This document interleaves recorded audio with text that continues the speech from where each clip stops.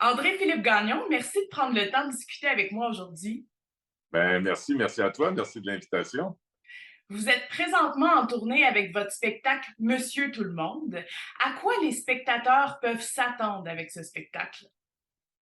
Eh bien, c'est mon spectacle préféré dans le sens depuis le temps que je fais des spectacles. Mon premier, c'était toujours c'est un spectacle chouchou quand c'est ton premier, mais dans les propositions ensuite qui ont suivi, je l'aime beaucoup celui-là parce qu'il est sur un ton de conversation avec les gens. Et puis, d'entrée de jeu, je leur dis aussi aux gens dans la salle que je ne suis pas tout seul d'imitateur. On a tous, à un moment donné, imité quelqu'un dans nos vies, que ce soit un grand frère, une grande sœur, un chum à l'école. Et puis, moi, j'ai poussé ça un peu plus loin, si on veut. Mais c'est aussi le fait que tous les moments importants dans nos vies sont reliés à des chansons. Et puis, les gens, eux, ils ont leur playlist sur leur téléphone ou leurs ordi à la maison. Moi, comme dans ma tête, puis quand je parle de quelque chose, ma playlist envoie la tune qui fit. Alors, c'est comme sur un ton de conversation. Puis quand par exemple, comme au début du spectacle, je leur dis quand je pense présentement aux gens qui travaillent dans le domaine de la santé ou quand je pense aux gens en Ukraine, c'est ainsi, c'est la chanson Heroes de David Bowie qui part. Puis là, chaque imitation vient appuyer le propos de ce que je suis en train de raconter dans mes anecdotes ou bien dans les histoires que je raconte, mais qui est une grande histoire qui s'enchaîne pendant 1 heure et demie de temps. Alors, j'aime bien le ton de conversation et puis le fait que les imitations viennent appuyer mon propos pendant le spectacle. On sait que vous avez travaillé pendant des années avec Stéphane Laporte. Pour ce spectacle-là, vous avez travaillé à la mise en scène avec Guy Lévesque et au texte avec Sylvain Larocque. Est-ce que c'est Ouais. cette collaboration-là qui a fait que ce spectacle-là est plus intime? Justement, il y a Sylvain a eu une belle collaboration dans le sens qu'il il a apporté un beau numéro. Les gens m'ont toujours identifié à We Are the World dans le passé quand j'avais fait le Tonight Show puis que j'avais fait 18 voix de chanteurs américains qui chantaient dans We Are the World. Et puis là, Sylvain a composé, a parodié le blues du businessman en faisant le blues du showman, la chanson écrite par Luc Plamondon, popularisée par Claude Dubois. Moi, je fais le blues du showman. Des paroles ont été changées pour qui racontent un peu dans quel état d'esprit, comment on s'est retrouvé là-dedans, sur les artistes de la scène. Et puis, donc, ça me permet de faire 14 artistes québécois différents qui interprètent la chanson. Alors, c'est bien écrit. Et puis, il est allé de belles images aussi dans le spectacle ici et là. Mais très loin ce qu'on a travaillé ensemble aussi, c'était très loin du côté stand-up comique que Sylvain a et a toujours, bien sûr. Et justement, avec sous les bons conseils et puis les corrections que Guy Lévesque a pu apporter aussi. Alors, tout ça, pour moi, ça m'a bien encadré et puis ça m'a donné beaucoup de confiance de m'investir beaucoup, de raconter ma playlist à moi, la playlist de mon enfance qui remonte aussi à la playlist de bien des gens qui m'ont vu au Tonight Show, mais aussi de bien des. Plus que ça va, plus on voit des jeunes spectateurs dans la salle aussi. Alors, ça touche, ça ratisse assez large. Et puis, que ce soit mon voyage en Afghanistan, le fait justement que nos téléphones cellulaires aussi, on passe tellement de temps sur eux qu'ils pourraient devenir les DJ virtuels de nos relations. Alors, peu importe où on est rendu dans nos relations amoureuses, notre téléphone pour envoyer la tune qui fit au bon moment où est-ce qu'on en est rendu. Ce sera la prochaine étape des playlists, une playlist intelligente comme ça. Ouais, c'est en plein ça, c'est en plein ça, tout à fait.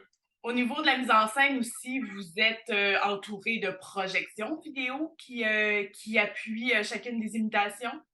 Oui, c'est ça. Et puis ça vient définir, ça vient embellir aussi. Pierre Saint-Mars, qui est aux éclairages, qui est avec moi depuis très longtemps. Pierre a commencé avec moi en 97, imaginez-vous. Alors, puis donc, il était avec moi aussi à Las Vegas. Et puis Daniel Hardy au son également.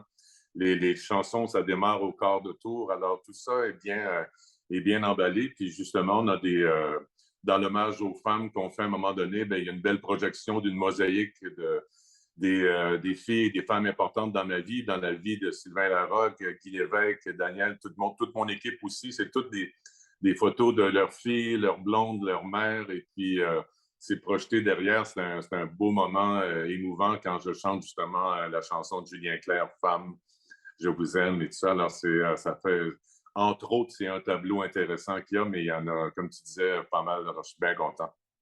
Puis vous avez travaillé aussi avec un directeur musical dont la réputation n'est pas à refaire. Ben, André Leclerc est là depuis très longtemps avec moi. Scott Price, qui travaille avec Céline Dion, a fait certaines bandes musicales pour moi dans le passé. Mais André Leclerc a été très disponible, très créatif aussi. C'était un bonheur de travailler avec lui. Il est très, très précis parce que aussi, par exemple, quand je commence une imitation qui mettons, début 90 ou bien début 2000, ben, les gens reconnaissent au début la trame musicale. Alors déjà, ça amène les gens dans la cible, si on veut, pour qu'ils reconnaissent l'imitation. Puis quand moi, je commence à chanter, ben là, oups, là, des fois, ça tombe dans le bullseye. Et puis là, le souvenir musical opère, parce que les mémoires musicales, c'est très fort. Hein, ça vient tout de suite après la mémoire olfactive. Comme je dis dans le spectacle, quand on sent un petit crayon Crayola, ça nous ramène en première année en maternelle, ben, moi en sixième, mais là, on n'ira pas là. Mais c'est très, très fort. Alors ça, c'est bien, bien important. C'est très musical, mon spectacle. Vous l'avez mentionné, vous avez une carrière vraiment impressionnante qui est internationale et qui s'étale sur plus de 40 ans. Moi, je suis curieuse de savoir, votre outil de travail, c'est évidemment votre voix. Est-ce Oui. que sur une période de 40 ans, la texture de la voix change? Et si oui, est-ce qu'il y a des imitations que vous faisiez en début de carrière que vous n'êtes plus en mesure de faire maintenant? Ben, je suis bien chanceux parce que je me rappelle, je faisais des chansons de Gino Vanelli ou des Bee Gees quand j'habitais chez mes parents, je passais à balayeuse d'en bas, puis je chantais en même temps, puis là, je fais les mêmes vocalises que je faisais quand j'avais 18 ans, puis des fois, j'ai pas de facilité, mais ma technique s'est améliorée. Quand tu fais des fois des spectacles à 5 par semaine à Las Vegas et puis dans le passé, ben, on dirait que ça bonifie la voix, mais c'est sûr qu'en vieillissant, on aurait dit que pour certaines voix, que quand j'entends, moi, des fois, des comédiens ou de quoi, c'est un truc d'hormone, probablement, la voix chez les hommes va monter. Mettons, quand j'entends Julien Poulain faire son Elvis Gratton, par exemple, tu sais, là-dedans, il y a de la base quand il parle, tu sais, hey, Méo! Hein?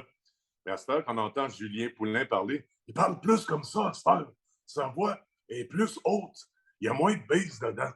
Puis même chose pour Julien Clerc, comme ah, je le sais. Ah, il y a comme Puis ça, ben, maintenant, je l'entends chanter, puis je le sais, ça, il y a plus de haute.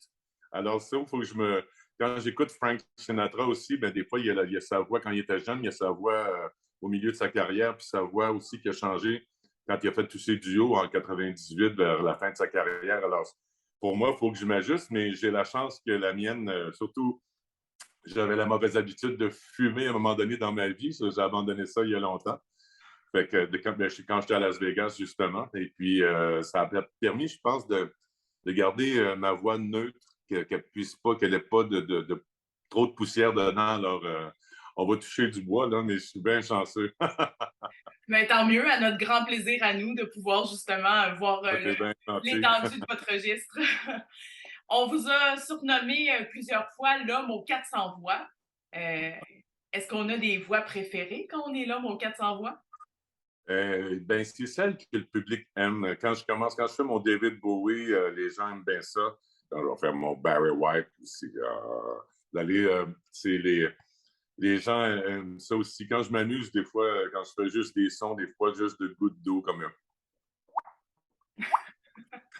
pour faire juste, mais c'est souvent les chanteurs, quand je fais Hubert Lenoir, par exemple, les gens, oh, il en fait des nouveaux. Quand je fais Tire le coyote aussi, mais pour moi, des fois, ben, c'est souvent la chanson qui va plaire parce que comme je peux en faire pas mal, il y en a comme chose comme 75 dans le spectacle d'une heure 25. Fait que là, ça s'enchaîne beaucoup. Alors, c'est peut-être je veux qu'elle soit précise, mes imitations, que les gens tout de suite reconnaissent et qui vivent le souvenir musical instantanément. Alors, c'est pour ça, c'est plus l'ensemble de l'œuvre que.